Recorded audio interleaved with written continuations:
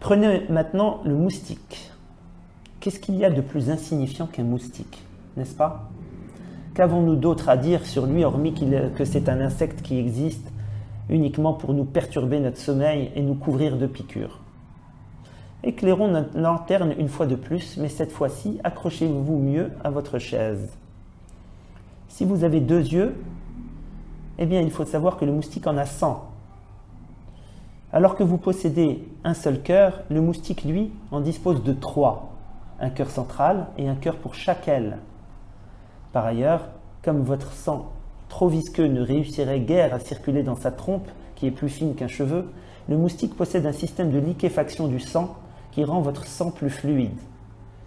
De même, pour ne pas risquer de se faire tuer dès qu'il pique sa proie, le moustique possède un système d'anesthésie. Eh oui, non seulement il vous inocule un liquide anesthésiant avant de vous piquer, mais il réalise en plus un calcul de la dose d'anesthésiant à vous injecter en fonction de la durée de pompage qu'il a estimée pour la quantité de sang qu'il prévoit de vous prendre.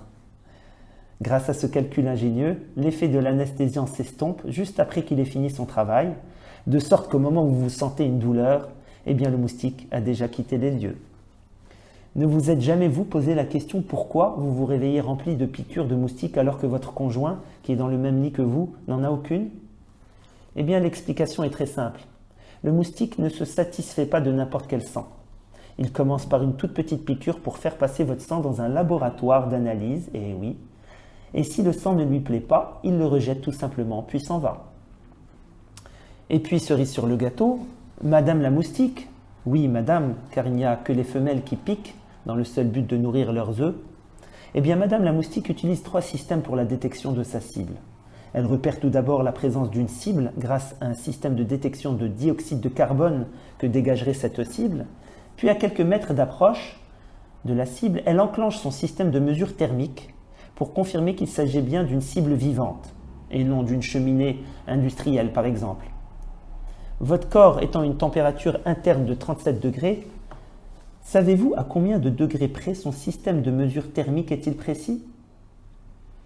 Eh bien, tenez-vous bien, il est précis à 1 millième de degré. C'est-à-dire que le moustique sait faire la différence entre 37,001 degrés et 37,002 degrés. Avouons que cela ressemble à de la science-fiction.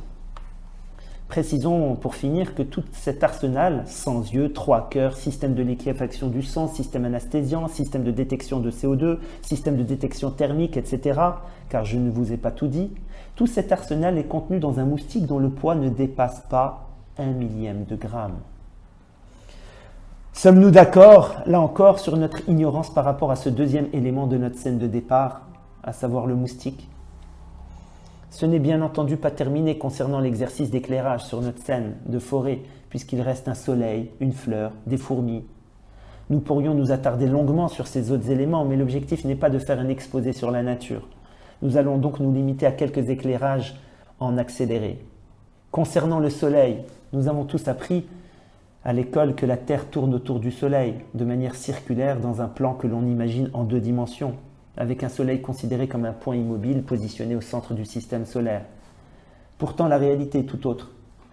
Le soleil file à une vitesse de 800 000 km/h à travers l'espace, et la Terre le poursuit inlassablement dans une trajectoire en 3 dimensions, en forme de spirale, autour de la trace rectiligne que le soleil laisse derrière lui, sans jamais le rattraper. Quant aux fourmis, pour donner une idée sur leur force, une fourmi peut lever un poids égal à 100 fois son propre poids. Et pour ne donner vraiment qu'une seule idée sur leur intelligence, il faut savoir que les fourmis parlent entre elles avec un vrai langage composé de mots. Je pense que nous sommes d'accord sur notre ignorance par rapport à l'ensemble des connaissances et notre compréhension de cette scène de forêt. Si nous revenons à la matrice des 4 stades de la connaissance, avant que vous ne découvriez toutes ces choses sur les arbres, le soleil, les moustiques, vous étiez au stade numéro 1. Je ne sais pas que je ne sais pas. Car vous n'aviez même pas l'idée de l'existence de ces choses-là. Désormais, en quelques minutes, grâce à ces petits apprentissages, vous êtes passé au stade numéro 2. Je sais que je ne sais pas, car vous avez pris conscience de votre ignorance par rapport à ces choses-là en particulier.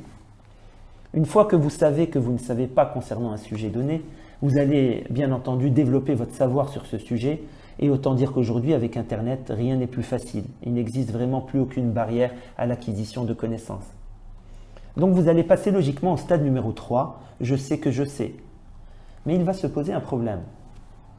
De manière relative, par rapport à ceux qui n'ont même pas pris conscience de leur ignorance, c'est-à-dire le stade 1 de la matrice, ou alors par rapport à ceux qui ont pris conscience mais qui n'ont pas fait l'effort d'apprentissage, c'est-à-dire le stade 2 de la matrice, la personne qui enrichit son savoir au niveau du stade 3 sera effectivement de moins en moins ignorante au fur et à mesure qu'elle enrichit son savoir par rapport aux autres. Mais de manière absolue, sans comparaison aux autres stades 1 et 2 de la matrice, la personne qui s'inscrit dans une démarche d'apprentissage et d'enrichissement de son savoir, appelons cette personne l'apprenant.